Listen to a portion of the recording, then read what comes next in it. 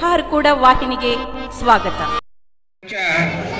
38व्या यात्रा निमित्त संपन्न होत असलेल्या शिवानुभव चिंतन या कार्यक्रमाचे मान्य षटस्थल ब्रह्म परमपूज्य शिवाचार्य रत्न धर्मरत्न कर्नाटक सांस्कृतिक रत्न अशा अनेक उपाधीने विभूषित परमपूज्य षटस्थल ब्रह्म डॉक्टर चंद्रवीर शिवाचार्यजी महाराज संस्थान हिरेमठ सुक्षेत्र हारकुड यांच्या दिव्य चरणाला अनंत कोटी प्रणिपात करून अखिलांड कोटी ब्रह्मांड नायक वीरभद्रेश्वरांच्या दिव्य चरणाला अनंत कोटी प्रणिपात करून आदिनाथेश्वरांच्या दिव्य चरणाला नमून आजच्या या उपस्थित मंचावर असलेले आदरणीय मान्यवर बसव कल्याणचे लाडके आमदार शरणू सरगर साहेब व तसेच या भागाला व या भागांतून कोणीतरी मुख्यमंत्री अशा पदवीला जर गेलेला असला तर ते मान्यवर धर्मसिंग साहेब आहेत आणि त्यांचे चिरंजीव सहा श्रींच्या बरोबर मंच विभाजन घेतलेले आहेत व तसे मंचावर उपस्थित असलेले सर्व मान्यवर आमचे सिद्धरामण्णा गुदगे साहेब व तसेच सकल सद्भक्त मंडळी अनेक वर्षापासून म्हणजे सतत सद्गुरू 38व्या वर्षी आपल्या या यात्रा महोत्सवामध्ये उपस्थित आहेत. कारण अनेक असे कारण येऊन गेले की मोठे मोठे यात्रा मोठे मोठे उत्सव थांबून गेले तर वीरभद्रेश्वरांची यात्रा थांबले नाही आणि सद्गुरूंचं आगमन अलगुड या ग्रामाला थांबलं नाही. याच्यामुळं हे निर्देशित होतं की अलगुड आणि हारकुड मठामध्ये कशा प्रकारचा विनाभाव असं हे भक्तीचं संगम आहे आणि जिथं भक्तीचं संगम असतं तिथं सद्गुरूंची कृपा सतत असते. महात्मा बसवेश्वरांना आपल्या एका वचनामध्ये लिहिलेला आहे, नी नೊಲಿದರೆ ಕೊರಡು ಕೊನರುವುದಯ್ಯ, ನೀ ನೊಲಿದರೆ ಬರಡು ಹಯನುವುದಯ್ಯ, ನೀ ನೊಲಿದರೆ ವಿಷವು ಅಮೃತವಾಗುವುದಯ್ಯ, ನೀ ನೊಲಿದರೆ सकल पडे पदार्थಗಳಿದರ लिपವು ಕೂಡಲ संगम देव. भगवंताची जर कृपा झाली तर काय पण होऊ शकते, अशक्य नाही असं सांगतात. आणि अनेक संत महंत सांगतात की भगवंतापेक्षा जर श्रेष्ठ कोणी असेल तर ते सद्गुरू आहेत. ते कसं, असे प्रश्न आमच्या समोर येतात. गुरु गोविंद दोहो खरे जाके लागू पाव. कबीरदास महाराज आपल्या दोहेमध्ये लिहितात की गुरु आहे आणि भगवंत आहे हे दोन्ही एकाच वेळा माझ्या समोर उभे आहेत. मी कुणाचे श्रीचरण अगोदर पकडू, कुणाला शिरसाष्टांग नमस्कार करू? तर त्याने म्हणतात भगवंतापेक्षा गोविंदापेक्षा सद्गुरू हे परमश्रेष्ठ असतात. कारण भगवंत कोण आहे, कोठे आहे, कसे आहे हे समजून देणारे कोणतरी असेल तर ते सद्गुरू आहेत. आणि सद्गुरूंची कृपा जर ज्याच्यावर झाली तर त्याला कुठल्याच प्रकारच्या काहीही उणीव होणार नाही असं सांगतात. तर त्याला एक छोटस निदर्शन देऊन आपण इथं जे काय म्हणजे सत्संगामध्ये बोलण्यासाठी मला जी संधी दिली आहे त्याचा मी सदोदित जे काय वापर करून एक छोटस एक उदाहरण सांगतो. हारकुड गावामध्ये आनंदराव झळके अशा नावाचे एक सद्भक्त आहेत, सद्गृहस्थ आहेत. गेल्या वर्षाचे परवा यात्रेमध्ये सद्गुरूंच्या सानिध्यामध्ये जे सांगितलं ते तुम्हा सर्वांना सांगणं हे माझं धर्म समजलं. कारण तुम्ही सर्वजण शेतकरी मंडळी आहात. मग त्यानेही काय केलं तर सेडम तालुक्यामध्ये नीलहळ्ळी नावाचं एक गाव आहे आणि त्या नीलहळ्ळी गावामध्ये आनंदराव झळके यांनी 36 एकर जमीन तोडून घेतली. तोडून घेणं म्हणतात किंवा वर्षाला 2 वर्षाला 4 वर्षासाठी कोती घेणं म्हणतात, तोडून घेणं म्हणतात. ಕಡಲೆ ಹಾಕೊಂಡಿದ್ದೇವೆ ಹೊಲ ಅಂತಾರ ನೋಡ್ರಿ ಕನ್ನಡದೊಳಗ. ಕಡತಿ ಹಾಕೋತಾರಲ್ಲ 36 एकर महाराज 15,000 पर एकरी 5,40,000 रुपये झाले. ऍडव्हान्स 36 एकर जमीन त्यांनी जे काय म्हणजे खोती घेतली. जेव्हा जून महिना आला संपूर्ण 36 एकर पेरला. पण पेरणी झाल्या झाल्या इतका पाऊस आला की एकही तुरीचा दाणा उठला नाही. संपूर्ण 36 एकर तूर पेरली होती आणि एकही तुरीचा दाणा उठला नाही. तर कसं होईल त्या शेतकऱ्यांचं? जर आम्ही शेतामध्ये काट बी खरेदी आणून पेरलो आणि उठलंच नाही तर किती संकट येणार आहे. तरीही आवरून घेतलं आणि 10-15 दिवस गेले. परत 36 एकरची पेरणी केली. पीक एकदम जोमदार उठलं. काही दिवस गेले. सतत वर्षधारा झाली. मुसळधार पाऊस. 2-3 दिवस सतत पाऊस लागून गेला आणि 8 ते 10 दिवसामध्ये संपूर्ण 36 एकर तूर वाळून गेली. महाराज बघा त्या शेतकऱ्यांचं काय झालं असेल. विचार केला त्यांना आता करावं काय. झालं काही दिवस निघून गेले. संपूर्ण 36 एकर नांगरून काढलं.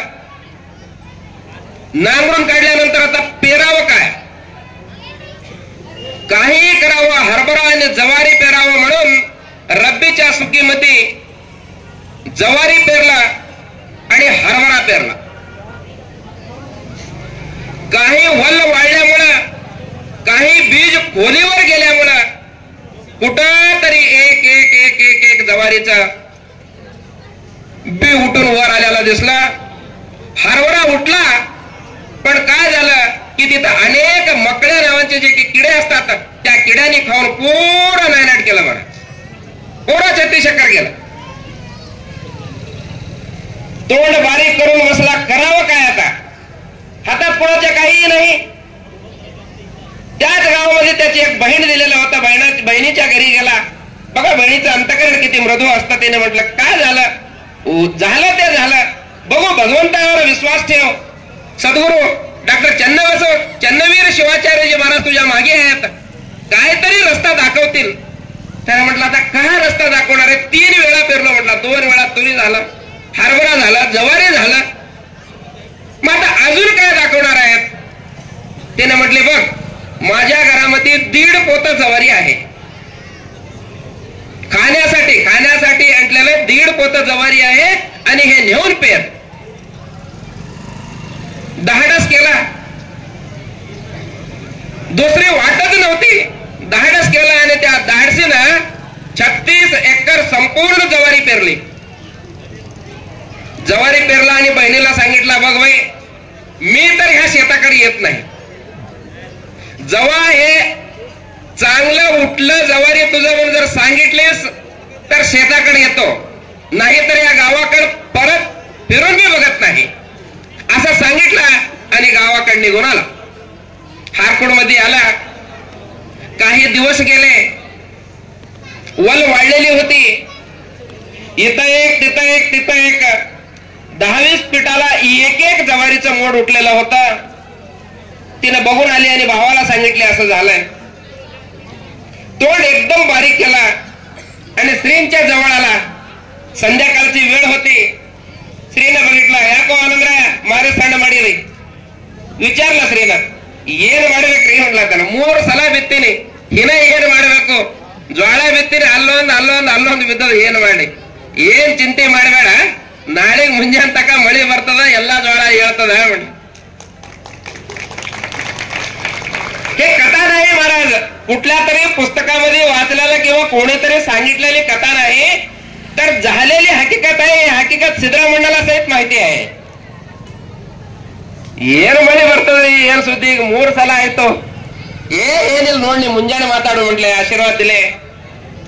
सकाळी करेक्ट 7:30 ते 7 वाजलेला होता. ನೀಲಹಳ್ಳಿ ಗ್ರಾಮವೊಂದು ಫೋನ್ आला आनंदरायला ಏನಾಯ್ತ್ರಿ ಏನ್ ಮಳೆ ಹೊಡೆದ್ರಿ ಪೂರಾ ನೀಲಹಳ್ಳಿ ಸುತ್ತಮುತ್ತ ಶಿವಾರದಾಗ ಮಳಿನೇ ಮಳಿ ನೀರೇ ನೀರಾಗ್ಯಾವ याला म्हणता सद्गुरूंची कृपा. सद्गुरूंची जर कृपा झाली तर ನೀನೊಲಿದರೆ ಕೊರಡು ಕೊನರುವುದಯ್ಯ, ನೀನೊಲಿದರೆ ಬರಡು ಹೊಳೆಯುವುದಯ್ಯ, ನೀನೊಲಿದರೆ ವಿಷವು अमृतವಾಗುವುದಯ್ಯ, ನೀನೊಲಿದರೆ सकल पडी पदार्थಗಳಿದರ लिपವು. भगवंता सद्गुरू तुझी जर कृपा झाली तर कुठं काय पाहिजे ते होतं. त्याच्यासाठी काही दिवस गेले, सद्गुरूंची कृपा झालं, असलेला सर्व मोड एकदम असं उठलं की एकही दाणा वाया नाही गेला, एकही दाणा वाया नाही गेला. जोमून ज्वारीचं पीक आलं आणि 400 पाकिट ज्वारी झाले. 400 पाकिट म्हणजे 200 पोते, जे बंगाली पोते आम्ही म्हणतो क्विंटलचे, तसले 200 पोते ज्वारी झालं. तर त्याने मग सांगितलं 200 चीಲ 400 पाकिट ಅದು ನೋಡ್ರಿ, 36 पाकिट कडली ಅದು मध्ये एक उखाणा म्हणून घालतो ना, तसे असलेलं जे काय म्हणजे हरभरा 36 क्विंटल झालं आणि 400 पाकिट जे काय म्हणतात तर ज्वारी झाले. याला सद्गुरूंची कृपा म्हणतात. तसा सद्भक्तांनी सद्गुरूच्या मध्ये जो अविनाभाव संबंध आहे त्या अलगोडवासियांचा आहे. तसाच आशीर्वाद सकल संपूर्ण या अलगोडवासियांच्या सकल सद्भक्तांवर सद्गुरूंचं असू द्यावं. आणि मकर संक्रमण हा सूर्याचे काय म्हणजे दक्षिणायनातून उत्तरायणामध्ये जो प्रयाण करतो आणि त्याचा संपूर्ण जे काय पुण्यकाल आहे त्या पुण्यकालामध्ये समस्त सद्भक्त वीरभद्रेश्वरांच्या जात्रेच्या निमित्ताने इथं आलेलो तुम सर्वांवर श्री वीरभद्रेश्वरांचा आणि परमपूज्य षटस्थल ब्रह्म डॉक्टर चन्नवीर शिवाचार्यजी महाराजांचा शुभाशीर्वाद राहो असा संकल्प करून माझ्या या विशेष विराम देतो. जय गुरुदेव.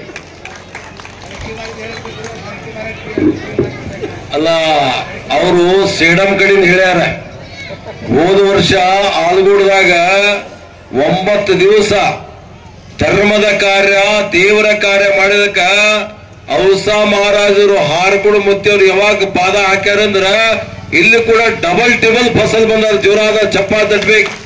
ಅದು ಗುರುವಾಣಿ.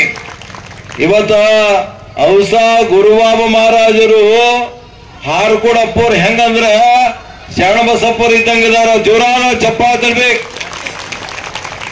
ನಿಜವಾಗಿ ಹಾರ್ಕೋಡಪ್ಪವ್ರು ಇಂಥ ಭಾವ ಭಕ್ತಿ ಆದಂದ್ರೆ ನಿಮ್ಮೂರ ಹೆಸರು ಬಹಳ ಚಂದ ದೇವ. ದಯಾನಂದ ಗುರುಗಳು ದಯಾವಿಟ್ಟು ಬಹಳ ಚಂದ ಹೇಳ್ಯಾರ. ಗುರುವಾಣಿ ಹಾರ್ಕೋಡು ಮುತ್ಯಾರ ವಾಣಿ ಹೆಂಗಂದ್ರ ಸಾಕ್ಷಾತ್ ದೈವವಾಣಿ, ದೇವವಾಣಿ, ಪರಮಾತ್ಮನ ವಾಣಿ. ಜೋರಾದ ಚಪ್ಪ ತಟ್ಟೋಣ. ಮುತ್ಯಾರ ಇವ್ರಿಗೆ ಮರಾಠಿ ಬರ್ತದ, ಕನ್ನಡ ಬರ್ತದ, ಇಂಗ್ಲಿಷು ಬರ್ತದ. ನನಗೆ ಇಂಗ್ಲಿಷ್ ಬರ್ತದೆ ಮುತ್ತೀರಿ. ABCD ಅಪ್ಪ ಕಪಾಡ್ಸೋದು ಗಪ್ಪ. ನಮ್ಮ ಅಪ್ಪಗೆ ಇಂಗ್ಲಿಷ್ ಬರಲ್ಲ ನನಗ. ನಾನು ಸಾಲಿನೇ ಕಲ್ತಿಲ್ಲ. 10ನೇದಾಗ 3 ಸಲ ಫೇಲ್ ಆಗಿ 1 ಸಲ ಪಾಸ್ ಆಗಿನಿ. ಮ್ಯಾರೇಜ್ ಆದ್ಮೇಲೆ PUC ಪಾಸ್ ಆಗಿ PUC ಖರೆ 8 ಸಲ ಫೇಲ್ ಆಗಿ. ಖರೇನಪ್ಪರೇ ಇದು ನಾವು ತಪ್ಪಾಡಲ್ಲ.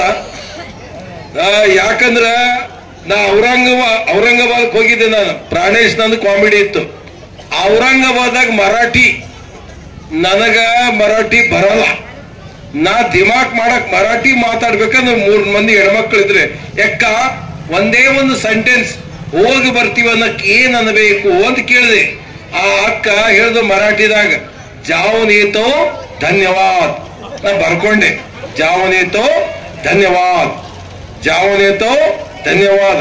ಮಸ್ತ್ ಊಟ ಮಾಡ್ಸ್ಯಾರ ಗೆಸ್ಟ್ ಹೌಸ್ದಾಗ, ಮಸ್ತ್ ನಿದ್ದೆ ಹೊಡೆದೀನಿ. ಮೈಕ್ ಬಂತು ಮುಂದು, ಅದು ನೆನಪೋಯ್ತು.